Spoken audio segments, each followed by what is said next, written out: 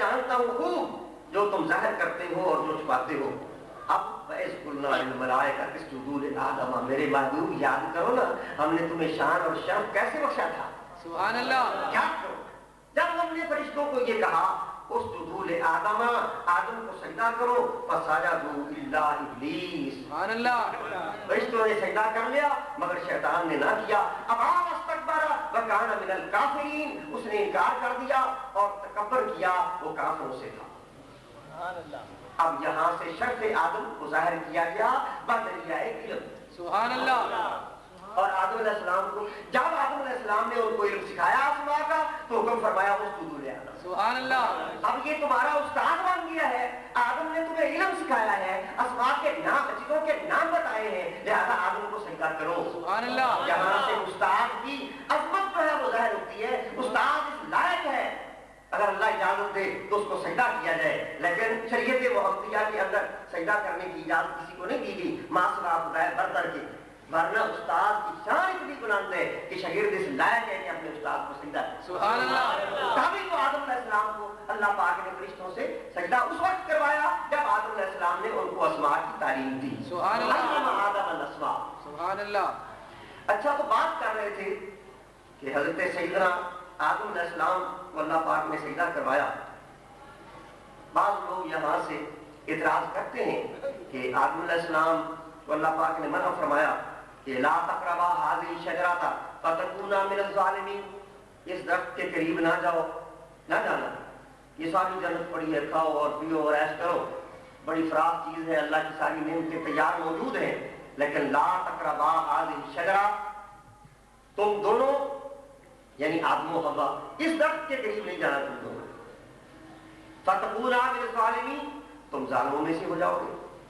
تو شیطان نے ان کو پھسلا لیا تو جنت سے نکال دیا. ہم نے کہا اے بھی تو بعضکم لبعض عدو. تو آگے آیا فتلقى آدم من ربہ کلمات. سبحان اللہ. کچھ کلمات پائے آدم علیہ السلام نے اپنے رب کی طرف سے، فتاب علیہ، جب وہ کلمات پڑھے اللہ نے آپ پر رجوع کیا آپ کی طرف. بندہ تواب ہوتا ہے کہ وہ اپنے گناہوں سے رجوع کرتا ہے. سبحان اللہ. اور ان اللہ هو التواب الرحیم، اللہ بھی تواب ہے. اللہ کے تواب ہونے کا معنی کیا ہے کہ وہ بڑا ہی رجوع اور توجہ فرماتا ہے اپنے بندوں کی. سبحان اللہ. انہ هو التواب الرحیم. اب بعض یہاں اعتراض کر دیتے ہیں کہ دیکھو جی اللہ نے منع فرمایا تھا اور پھر انہوں نے اس درخت میں سے کھا لیا، جو بھی درخت تھا. اس کے اندر مختلف روایتیں ہیں. تو یہ آگے فرمایا گیا فتکونا من الظالمین، پھر ان کو نکالا گیا، ان کا لباس اتار لیا گیا، جنت سے نیچے اتار لیا گیا. تو لہذا یہ تو عصیان ہی تھا. ایک جگہ پہ قرآن کریم میں یہ بھی فرمایا فعصیٰ آدم ربہ فغویٰ، عصیان کیا اور سرکشی کر لی اور کھا لیا. تو لہذا پتہ چل گیا کہ انبیاء معصوم نہیں ہوتے. یہ اعتراض کرتے ہیں، حالانکہ یہ اعتراض درست نہیں ہے کیونکہ قرآن کریم کے اندر ہی ایک مقام میں یہ بات واضح طور پر بیان فرما دی گئی ہے کہ فنسیا آدم ولم نجد لہ عزما. آدم جو ہے وہ اس درخت میں سے کھانے میں بھول گئے تھے، انہوں نے ارادے کے ساتھ یہ کام نہیں کیا. سبحان اللہ. یہ کام کا ارادہ نہیں کیا بلکہ وہ بھول گئے. بات کہتے ہیں یوں بھولے کہ اللہ پاک نے فرمایا اس درخت کے تم دونوں قریب نہ جاؤ. تو آدم علیہ السلام نے یہ سمجھا کہ یہ درخت جس کی طرف اشارہ ہو رہا ہے خاص طور پر یہی مراد ہے، اس کے علاوہ اس قسم کے جو اور درخت ہیں وہ ممنوع نہیں ہیں. سبحان اللہ. لہذا کسی اور درخت سے کھا لیا. انہوں نے سمجھا جس کی طرف اشارہ ہوا تھا وہی مراد تھا، حالانکہ اللہ کی مراد یہ تھی کہ یہ درخت یہ مراد ہے اس قسم کے اور اس نوع کے جتنے بھی درخت ہیں ان سے آپ نے نہیں کھانا. لیکن آپ نے یہ سمجھا جس کی طرف اشارہ ہوا ہے اسی سے منع کیا گیا ہے، اور باقی درخت جو اس جنس کے ہیں ان سے میں کھا سکتا ہوں. سبحان اللہ. تو یہ آپ کے اجتہاد کے اندر آپ سے خطا ہو گئی. اور مسئلہ یہ ہے کہ جب کوئی مجتہد اجتہاد کرتا ہے تو اگر وہ درست بات تک پہنچ جائے تو اس کو 2 ثواب ملتے ہیں، اور اگر وہ خطا بھی کر جائے اجتہاد میں تو پھر بھی اس کو 1 ثواب ملتا ہے. سبحان اللہ. تو لہٰذا یہ گناہ نہیں تھا. اب سوال یہ پیدا ہوتا ہے گناہ نہیں تھا تو نکالا کیوں کیا؟ نکالا اس لیے کیا کہ حسنات الابرار سیئات المقربین، جو نیکوں کی نیکیاں ہوتی ہیں وہ اللہ کے مقرب لوگوں کے لیے سیئات بن جاتی ہیں. کیونکہ آدم علیہ السلام کا مقام بڑا اعلیٰ تھا تو اس وجہ سے آدم علیہ السلام کو جنت سے نکالا گیا اور پھر مقصد الہی میں یہی تھا انی جاعل فی الارض خلیفہ، بنانا تو خلیفہ زمین میں ہی تھا، اس بات کو ایک ذریعہ بنایا گیا۔ اس کی مثال آپ یوں سمجھیں جس طرح کسی آدمی کو پتہ نہ ہو کہ زہر یہ جو پڑا ہے یہ زہر ہے، وہ کوئی اور شے سمجھ کر اس کو کھا لے، تو اس کے باوجود کہ اس کو پتہ نہیں کہ یہ میں زہر کھا رہا ہوں، لیکن زہر تو اپنا تاثیر کرے گا، زہر نے اپنی تاثیر تو کرنی ہے۔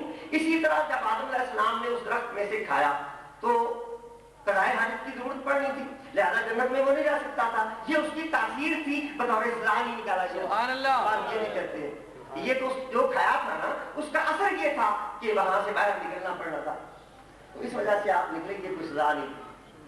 لیکن چونکہ ظاہری طور پر ایسا معاملہ پیش آیا تو پھر آپ توبہ استغفار بھی کرتے ہیں۔ سبحان اللہ۔ اچھا خیر بات لمبی ہو گئی اور جان چلی گئی۔ اللہ پاک نے کیا فرمایا؟ تلک الرسل فضلنا بعضهم على بعض۔ سبحان اللہ۔ ادب سکھایا کہ نبیوں کے بارے میں یہ نہیں کہنا کہ فلاں نبی سے فلاں نبی کم ہے، سبحان اللہ۔ کیوں نہ کہا جائے؟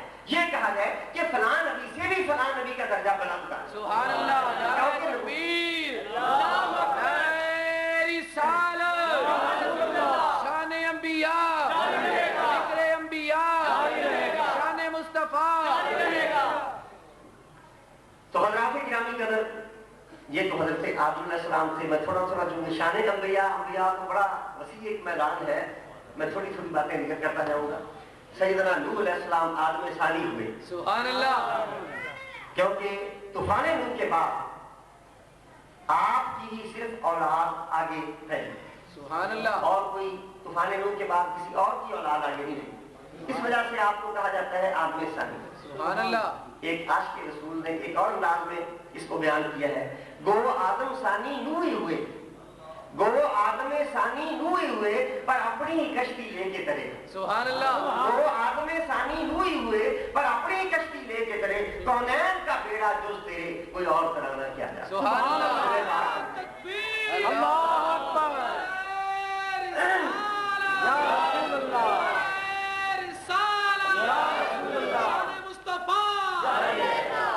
تو سارے انسانوں میں سے چنیدہ اللہ کے نبی ہیں، اور سارے نبیوں میں سے چنیدہ اللہ کے رسول ہیں، اور سارے رسولوں میں سے چنیدہ اور برگزیدہ اور افضل ترین اور مقرب ترین خدا کے محبوب اعظم جناب محمد رسول۔ سبحان اللہ۔ شاہ شمشاد کداں خسرو شیریں دہنا، شاہ شمشاد کداں خسرو شیریں دہنا، کہ بمشکنا شکنت ہما سب شکنا، شاہ شمشاد کداں خسرو شیریں دہنا، شمشاد کد والے لوگوں کے بادشاہ، سبحان اللہ۔ خسرو شیریں دہنا، جو شیریں دہن محبوب ہیں ان کے بھی خسرو، یعنی ان کے بھی شہنشاہ، کہ بمشکنا شکنت صفے ہما سب شکنا، جو کہ آنکھ کی ایک پلک کے اشارے کے ساتھ بڑے بڑے صف شکن محبوبوں اور پہلوانوں کی صفوں کو توڑ دیتے ہیں۔ سبحان اللہ۔ یہ وہ ہے تو محبوبوں سے بھی بڑے محبوب ہیں، سبحان اللہ۔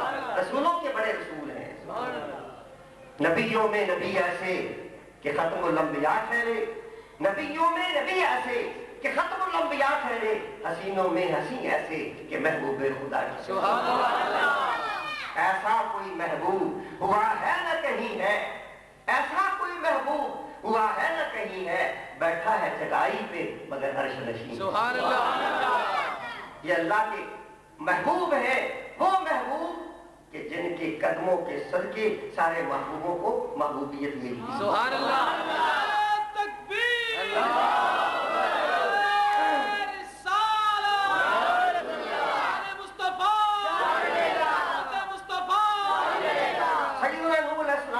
ساڑھے 900 سال تک اپنی قوم کو واز فرمایا۔ سبحان اللہ۔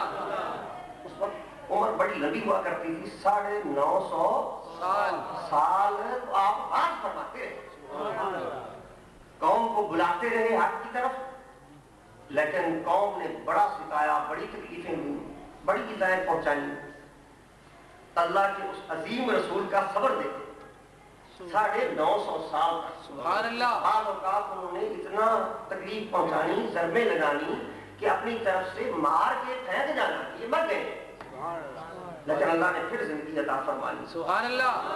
حیات نو مل جانی تو پھر آپ نے بات شروع کر دیا۔ سبحان اللہ۔ جب نیند آؤ تو قومی لیلم و نہارا، سبحان اللہ۔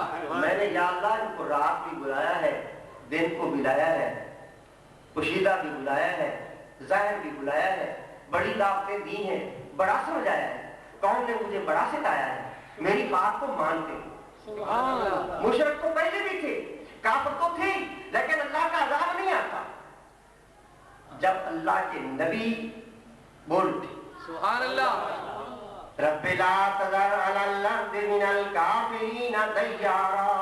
سبحان اللہ